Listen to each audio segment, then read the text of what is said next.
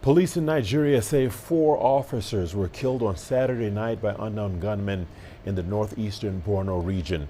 The Borno State Police Commissioner said the officers were on duty that night and died while defending the police quarters in Gajiram Town.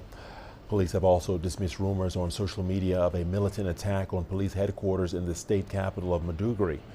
For years, Nigeria's north has been battling both criminal gangs and insurgent groups such as Boko Haram and Islamic State West Africa province. Well, let's get more on this. Tessa McKendy is in Jos with an update. Tessa, welcome to the program. Thank you for joining us here on Africa Live. Tessa, what more can you tell us about the killing of police officers in northeast Borno State?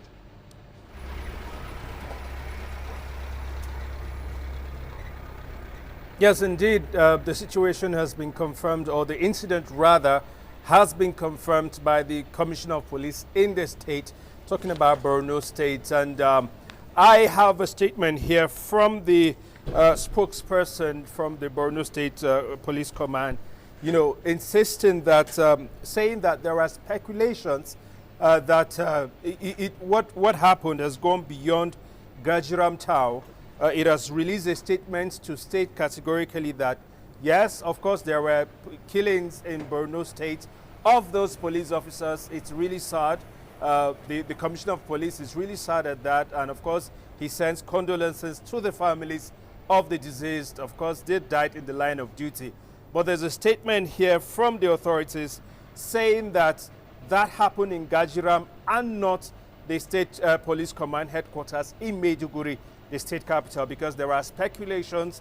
There is news making the rounds that beyond Gajiram, the State Police Command headquarters in Borno State has also or was also attacked. There's a statement here which I have, saying that that didn't happen at all. So yes, the incident happened. 4 police officers killed. It's really a sad incident, and the authorities are saying that they will continue to ensure that the insurgents or the attackers will, have no breathing space until they are completely eliminated from Borno State and other parts of northern Nigeria. All right, Tessa, thank you for that clarification. 4 police officers killed. The question remains, who is responsible and how has the government responded? Tessa?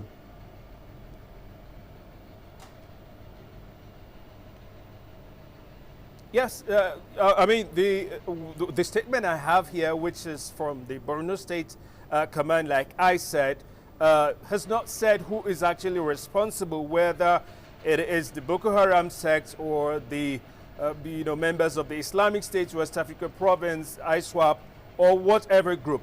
There's no specification to that effect. But of course, we know that Borno State, it's the epicenter of insurgency here in Nigeria. Thousands of people have been killed. About 2 million have been displaced since the insurgency war started in 2009. And so, yes, no categorical pronouncements, no sect or group taking responsibility. But we know that, terror groups have been operational in that region for a while. Okay, finally, Tessa, reports also says that suspected Boko Haram insurgents have launched an aggressive attack on Kukarita village in Yobe State, inflicting injuries on locals, while unconfirmed numbers of persons were burnt and even shot dead. What more do you have on that?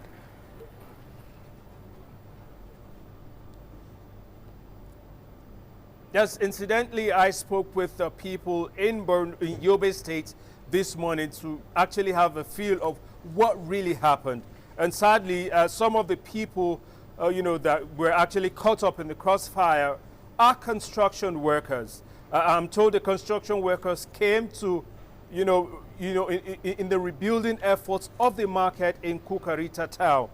Such a sad incident. Some other people who were, have been killed are said to be locals, many of them hunters.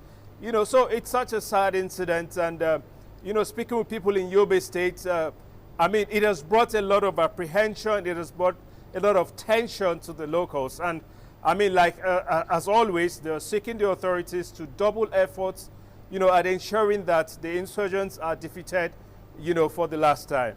All right, Tessa McKende, Jos, Nigeria, thank you so much for that update and report.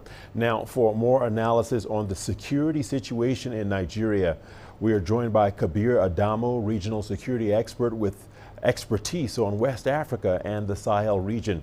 He joins us via Zoom from Abuja. Welcome to the program. Thank you for joining us.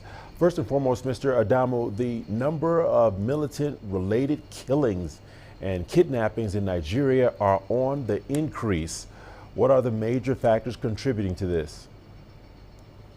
Yeah, and thank you for having me. So I run a consultancy where we maintain a database, and just to buttress your point that the killings are increasing. Last year, January, we recorded about 700 deaths in the month of January. This year, 2024, we're recording about 900. But what the increase was even more remarkable in the area of kidnap for ransom, where last year we recorded 200, and then this year in January we're recording just below 700. So almost about 300% increase in the cases of abduction. And sadly, the impact is being felt more in the Federal Capital Territory, Abuja. Now, quickly, the reasons for this increase has to do, one, with geopolitical developments, the war in Israel and Hamas in the Gaza, developments in Niger Republic, the Russia-Ukraine war, which has caused some economic challenges on Nigeria, added to some new policies that the new government introduced, including the removal of fuel subsidy, and then the attempt to float the naira, which has created an inflation rate that is at about 30%. Now, unfortunately, that has made more people, place them out of jobs, and they're now more available to the criminal groups. The other reason is the inability of the security arrangement that is currently in place to prevent these armed groups from continuing with their operations.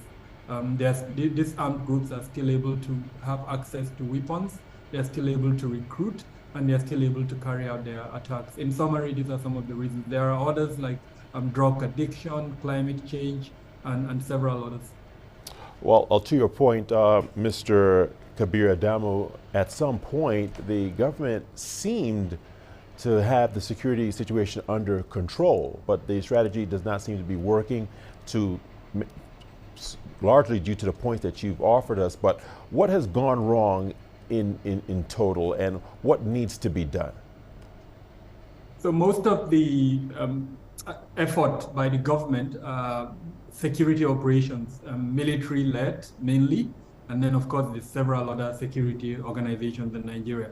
Now the sustainability of those operations were questionable, mainly because, first, remember I emphasized the point around the economic hardship that Nigeria is going through.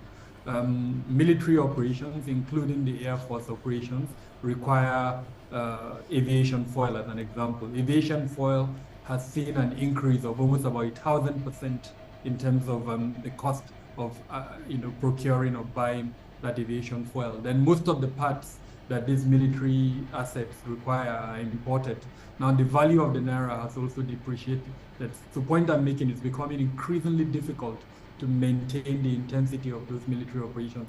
The root causes of the security challenges are not being addressed. I talked about socio-economic issues, grievances among citizens, climate change, unemployment, name them. Those are the root causes, and we're not seeing enough effort in addressing those root causes, sadly. All right, Kabir Adamo, regional security expert, West Africa and the Sahel. Thank you so much for your